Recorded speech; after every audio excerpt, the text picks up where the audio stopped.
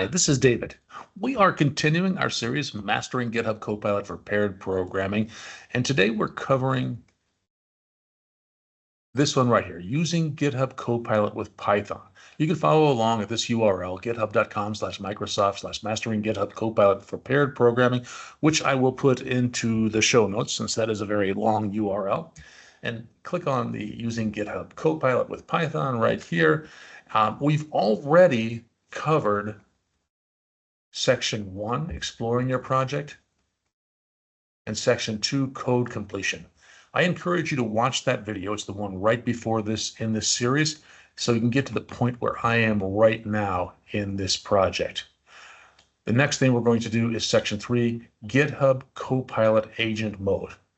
And if you followed the one last week, you can know that there's an Open in GitHub Copilot Code Spaces button right here where you can create a GitHub code space that is a virtual environment that contains everything you need to do this lesson.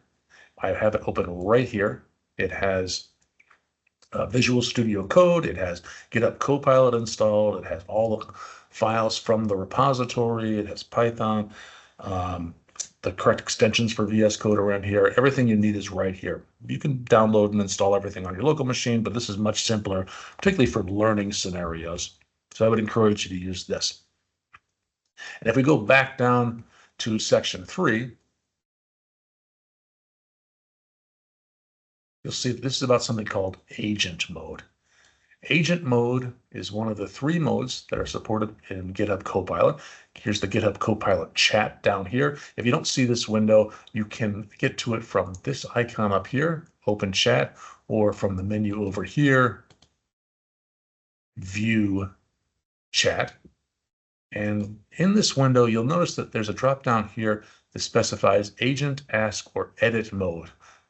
In Sections 1 and 2, we stuck with Ask mode. Ask mode is very safe. It's less powerful, but it's also very safe because it doesn't, by default, create anything, modify anything in your files. Agent mode is the most powerful thing. It can modify your files, and so it gives you that power. But of course, there's some risk involved in that as well. You kind of want to keep an eye on what it's doing. What we can do is there's a couple of things to do. Notice also there's this context up here. I've added a file to a context. I can hit plus here to add other files to the context, or I can just simply drag files from the file explorer down here. And also by default, the reason main.py is in here, by default, it adds any files that happen to be open in the editor, it adds those to the context. What it means to add to the context is that it will always pay attention to the files in the context. If I close this file right here and remove from that file, in this case, it should look at the entire repository. But if you have specific files that you really want to look at that are most important, to scope your prompt to that, to maybe affect those files or read from them to get information, then add them to the context, and that will help. I'm going to put a prompt in here that's relatively complex. It's multiple steps. Fix and resolve all code structure issues, including using proper Python comments and syntax. Improve the API design to include consistent error handling, input validation, and API versioning. Include unit and integration tests and ensure everything in this project is well documented. Make this application deployment ready and improve the performance and security of this application. Now, before I run this prompt, I should tell you, I probably wouldn't do this for a production environment. I would probably do these prompts one at a time, make sure that they fit my goals. But I'm going to, just to show you the power of GitHub Copilot, I'm going to run them all right there. And what it's going to do, if I expand this, you'll see it a little bit better. It'll look at the project and it'll come up with a list of to-dos. Looks like there are 6 to-dos in here. And it'll create them one at a time and then work on them one at a time. Now it's working on the first one, which is to refactor code structure and comments. And you can see already that it's starting to change the code in here. And it's a little bit of an overstatement that it is changing the code because it didn't actually commit those changes to your file yet. You can see that there are lines that are green and there are lines that are red. And what it's doing is it's telling you that the green lines are lines that will be added and the red lines will be lines that are deleted. So sometimes if it just makes a change to a line, you might see one red and one green. And sometimes you might see just green, where it's just adding something to it. And you can watch the progress around here. It's changing main.py multiple times. There are lots of places in main.py where it's changing things, sometimes deleting code, sometimes adding code. It found some problems. It found some ways to make the code more efficient, maybe make it more consistent, maybe add some error handling, things like that. Not necessarily syntax errors, but maybe things that can be done better.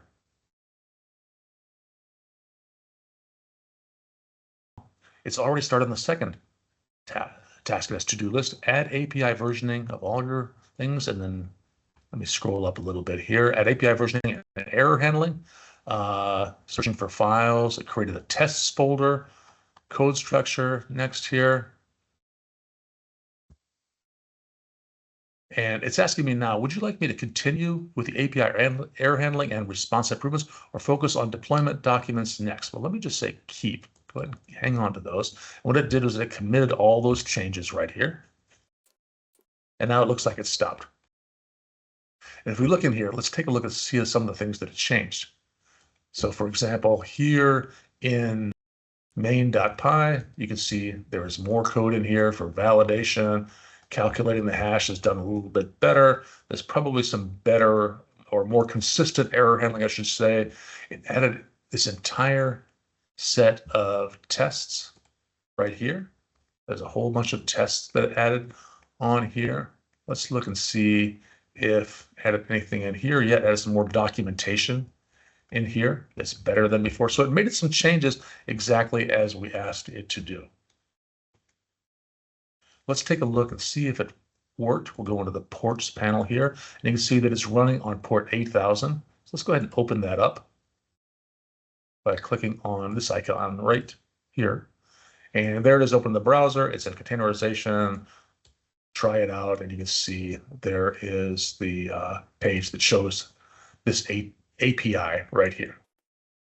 This was section 3, GitHub Copilot Agent Mode, right here. And what it did, and it's worth pointing out a couple of things about what I just did. One, this is the 4th time that I've actually run this section, and every single time I get different results. So this is very much non-deterministic. It may give you just a short answer. It may give you a long answer. I ran this yesterday. It ran for about a half an hour, and it took its time, made major significant changes, much bigger than we saw today. So that's one thing. The other thing is that it's not necessarily 100% correct. It's still up to you to validate that the code that it's creating works. And so you want to run it yourself. You want to look at it. You want to compile it. You want to check the syntax. Just verify that it's doing what you asked it to do. Make sure you understand what it's doing. Right now, at this point, AI is not going to take your job. We still need a human in the loop to test, validate, and vet the output of AI and make sure that it is correct. Now, it may be that you're using this as a learning tool that you don't know Python really well, and that's okay, but still take the time to look at it, validate that it makes sense, look up the things you don't understand, make sure you understand it before you accept it and move on. I strongly recommend that. All right, let's move on to section 4, and this is about customization and context. And there's a really cool way to customize GitHub Copilot. The way I do that is with instruction files. So I've got here a folder called .github. And if I create in here a markdown file, and I'll name it copilot.instructions.md, and in here I could put some guidelines for how I want GitHub Copilot to behave, what I want it to do when it's generating or refactoring my code. And I've got something here that's going to paste it right in. It came right out of this right here. So I'm pasting that in, and there are things in here about what is the purpose of this project, which technologies am I using, what's my coding style, what are my naming conventions, how do my string interpolation works, Testing guidance, I'm going to use the PyTest framework. That's important. That's the mocking framework I want to use. Architectural preferences, how my comments and documentation, all sorts of things in here that I want GitHub Copilot to respect every time it generates code or refactors code or has any kind of output. These are the things I wanted to think about, because there are a lot of right ways of doing things. I could use different naming conventions, or I could use different testing frameworks, whatever. I'm telling it that for this project, I want to use these standards right here. I can put anything in here that I want. So I'll close that right here and let you know that I'll close all these things, that those instructions will apply to anything within the entire project. So if I add something to this folder or a .py file or a .html file, whatever, it's always going to include those instructions in the prompt. If I only want some instructions to apply to some files, but not all files, I have a way of handling that. Inside the .github folder, I can create a folder called instructions. And in here, I'll create a file and I'll call it api-routes.instructions.md. And in here, I'll grab this right here and this markdown. And you can see at the top, apply to is what's important here. It's saying apply to only thing in web app /API/star.py. And let's see if that's consistent here. Do I have things in web app? Yeah, there's web app and there's no API here. So I think I'm going to skip that right here. Looks like everything is in the star.py. Yeah, so in this, and just for the Python files and the web app, these are the things that are important to that. They don't apply to the HTML files or the CSS files or the MD files, whatever. This only applies to Python files and only those that are inside of this folder right here. Things like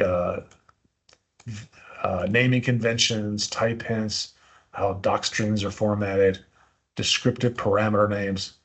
I've got some accessibility instructions in here, all sorts of things like that.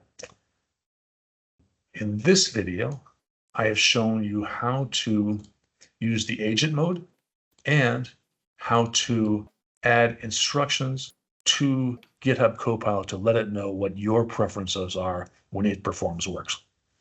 This is David. Thank you for watching.